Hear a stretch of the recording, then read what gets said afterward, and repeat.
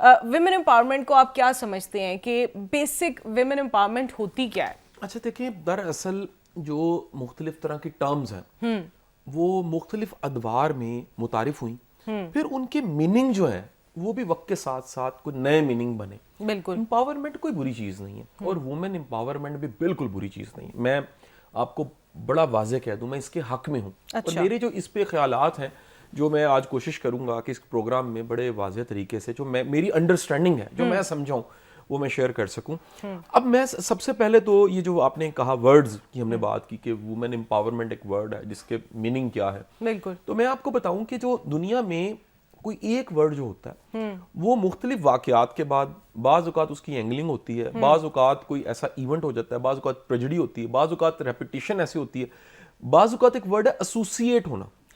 یعنی ایک ورڈ ہے مثلا اس وقت اگر آپ مرشد کہیں تو اس کا میننگ جو ہے وہ ایک سیاسی لیڈر ہیں جو اڈیالہ جیل میں اس وقت.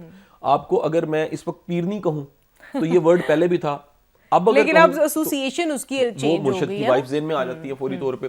اچھا اسی طرح میں software up to date کہوں، تب بھی ہمیں 15-20 سال پہلے بھی سافٹ ویئر تھے، ایسا نہیں تھا کمپیوٹر نہیں تھا. کمپیوٹر تو پچھلے 30-40-50 سال سے بن ہی گیا تھا.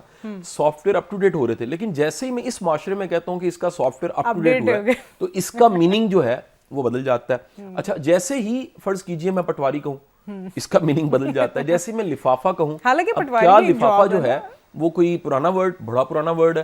اردو زبان نے مختلف جگہ سے ورڈز لیے ہیں اور یہ ایک جنگی زبان تھی، اس نے مختلف جگہ سے ورڈز اکٹھے کر کے آخر کار کیا نام لیتے ہیں ایک کمبینیشن بنا اور اس کے بعد یہ ورڈز جو ہیں ان کے معنی بننے لگ پڑے. لفافہ پرانا ورڈ ہے، لیکن آج کے دور میں لفافہ کہیں تو آپ کے ذہن میں کچھ صحافی آ جائیں گے. اچھا اس کے بعد اگر آگے چلیں تو اس طرح بے شمار چیزیں جو ہیں نا جی وہ ایسوسیٹ ہوئی ہیں.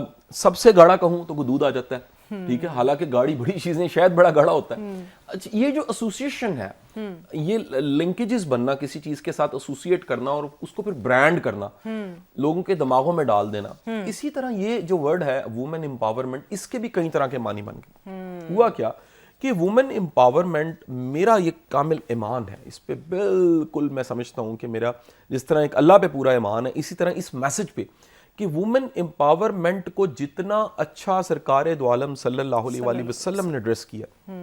اب دراصل امپاور ہونا کیا ہے؟ امپاور ہونا ہے کسی کی گریس، رسپیکٹ میں اضافہ، کسی کو پاور دینا. پاور کب ملتی ہے؟ جب اس کو رسپیکٹ ملتی ہے، جب اس کو گریس ملتی ہے، جب وہ ایک مقام سے دوسرے مقام تک آتا ہے، جب وہ کسی نیکسٹ لیول پہ پہنچتا ہے. تو جب وہ نیکسٹ لیول پہ پہنچتا ہے تو وہ پھر ایک پاور میں ہوتا ہے. مثال لیجئے کہ ہم کہتے ہیں جی فلانے جو ہے نا جی وہ بندے کی بڑی پاور ہے، تو وہ پاور کو پوزیشن ہے، وہ گریس ہے جس کی وجہ سے اس کی وہ پاور ہے. تو وومن امپاورمنٹ کو اگر آپ اسلام کے پرسپیکٹو میں 1400 سال پہلے جا کے دیکھیں تو آپ کو بڑے واقعات ہیں جو سننے بھی پڑیں گے اور سمجھنے بھی پڑیں گے.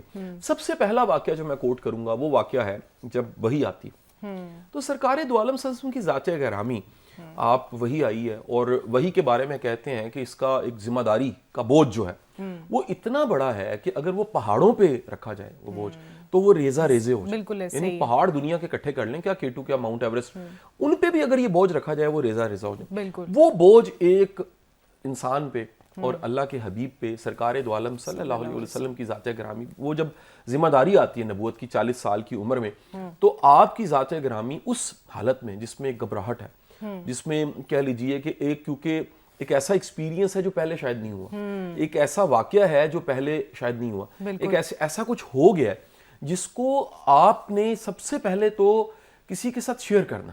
ظاہر ہے، مطلب سب سے پہلے آپ پہ یہی ہوتا ہے نا، کدھر شیئر کرنا. اب دیکھیں کیا زندگی میں کولیگز نہیں ہوں گے، دوست ہوں گے، احباب ہوں گے، کزنز ہوں گے، اور فیملی ہوگی، برادری ہوگی، کتنے لوگ.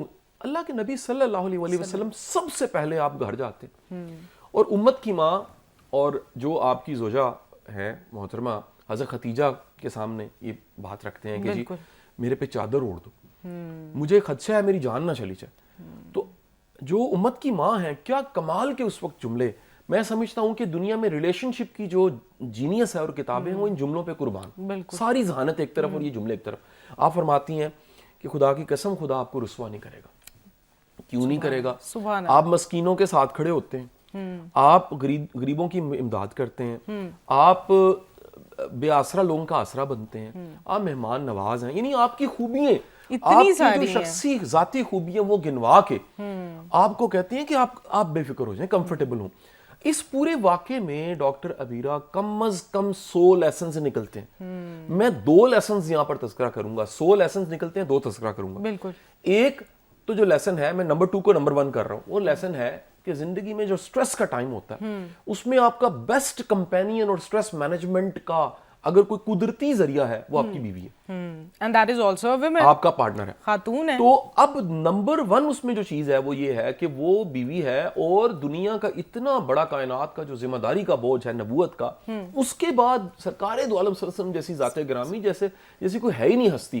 آپ بھی اگر لوٹتے ہیں، پلٹتے ہیں اور بات کرتے ہیں تو وہ اپنی زوجہ سے کرتے ہیں. تو یہاں سے پتہ لگتا ہے کہ ایک عورت کی گریس کیا ہے، یعنی مرد مقام کیا ہے، ایک شخص جو کہ نبی ہے، جو اللہ کا آخری نبی ہے، بالکل، جس کے قدموں کی خاک پہ بھی ہم نثار، آپ کو نبوت ملتی ہے تو سب سے پہلے جا کے آپ اپنی زوجہ سے وہ آپ کہتے ہیں کہ جی یہ میرا، یعنی اس وقت کا چیلنج میرا یہ ہے، مجھے خوف محسوس ہو رہا ہے یا مجھے خدشہ ہے کہ ایسا نہ ہو جائے. اچھا، پھر اگلے واقعے کی طرف جاتے ہیں، 1400 سال پہلے کا واقعہ کہ جناب فاطمہ رضی اللہ تعالیٰ عنہ، آپ کی ہستی کیا ہستی ہے. اگین میں پھر کہوں گا کہ آپ کے قدموں کی خاک پہ بھی ہم نثار، اور آپ کی ذات گرامی سے تو ایک انتہا کی میری عقیدت ہے، اور ہر ایک مومن کی، ایمان والے کی عقیدت ہے بالکل، کہ آپ سرکار دو عالم صلی اللہ علیہ وسلم کی سب سے لاڈلی آپ صاحبزادی ہیں، اور جنت کی جو ہیں ساری عورتیں ان کی آپ سرداروں میں سے ہیں، آپ لیڈ کر رہی ہیں وہاں شہزادی کی حیثیت سے.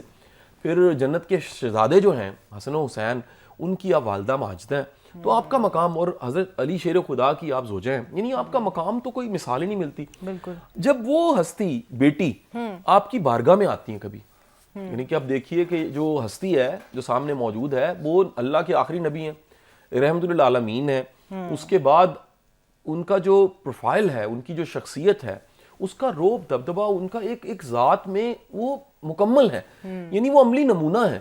اللہ کی ذات کہتی ہے کہ اگر تم نے دین دیکھنا ہے تو ان کو دیکھ لیجیے. حضرت عائشہ کہتی ہیں، آخری جب ایام تھے آپ نے فرمایا کہ قرآن پڑھنا ہے، عملی قرآن حضور کی ذات گرامی ہے، بالکل اسی طرح، اور حضور کو دیکھ لیا تو قرآن پڑھ لیا آپ نے، یعنی اس قسم کی ٹرانسلیشن وہاں سے آتی ہے. وہ ہستی، اتنی بڑی ہستی، جہاں پر کہہ لیجئے کہ جن کا مقام یہ ہے کہ آپ کے دروازے پہ جبرائیل علیہ السلام کھڑے ہیں اور وہ وہی لے کر آ رہے ہیں، اور اللہ کے وہ حبیب ہیں، اور واقعہ معراج آپ کو ملا، اور ایک انگلی کی ایسے جنبش سے آپ نے چاند 2 ٹکڑے کیا. آپ کی کیا کیا شان ہے. وہ ہستی جو ہے وہ اپنی چادر مبارک جو ہے وہ خود بچھا دیتی ہیں کہ یہ میری بیٹی یہاں بیٹھے. یہ بیٹی کو رسپیکٹ دنیا کی ریکارڈڈ ہسٹری میں آپ کو دعوے سے کہتا ہوں، دنیا کے سارے لیجنڈز نکال لیجئے، دنیا کے سارے ہیروز نکال لیجئے، اور اتنے سے واقعے کو اگر آپ کمپیئر کیجئے، کیونکہ جو بیٹی ہوتی ہے نا وہ آپ کے صرف جسم کا حصہ نہیں ہوتی، وہ آپ کے روح کا حصہ ہوتی ہے. اس سے آپ کی محبت ایسے کمال کی محبت ہوتی ہے. کیونکہ میری اپنی 2 بیٹی ہیں، تو میں ہمیشہ یہ کہتا ہوں کہ جی جو اللہ کے رسول صلی اللہ علیہ وسلم کی حدیث ہے کہ جس نے 3 بیٹیوں کو پالا، کھلایا پلایا پڑھایا، ان کو تربیت کی، پھر ان کو بیاہا، تو قیامت کے روز اللہ کے رسول نے فرمایا جیسے یہ 2 انگلیاں ساتھ ہیں ایسے وہ شخص میرے ساتھ کھڑا ہوگا. میرے پیر و مرشد واصف علی واصف صاحب فرماتے ہیں دراصل بیٹی کی جدائی غم ہے. تو یہ غم جس نے 3 بار برداشت کیا، اللہ کے رسول نے اس کو بشارت دے دی کہ قیامت کے روز وہ میرے ساتھ کھڑا ہوگا. تو اب اندازہ لگائیے کہ بیٹی کو یہ مقام کہ اپنی چادر مبارک، سبحان اللہ،